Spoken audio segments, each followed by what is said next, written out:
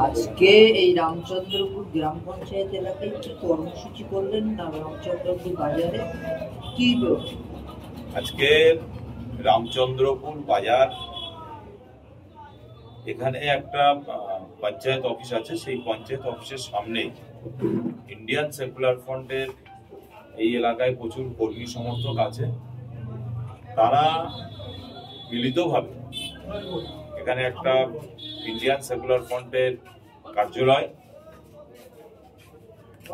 বিভিন্ন সাংগঠনিক কার্যকলাপ করার জন্য এবং অসহায় নিপীড়িত লাঞ্ছিত বঞ্চিত মানুষের পাশে থাকার জন্য ভাইয়ের একটা কার্যালয় অফিস করেছেন, সেটার উদ্বোধন ছিল।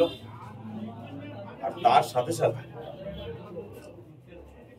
এখানে 100-র অধিক তৃণমূলের কর্মী সমর্থক, আরো বিভিন্ন রাজনৈতিক দলের কর্মী সমর্থক, তারা সকলে মিলিতভাবে আইএসএফ এ যোগ দিলেন।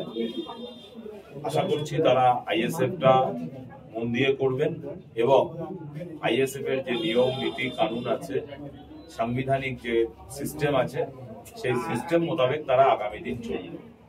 মূলত এটাই কাজ।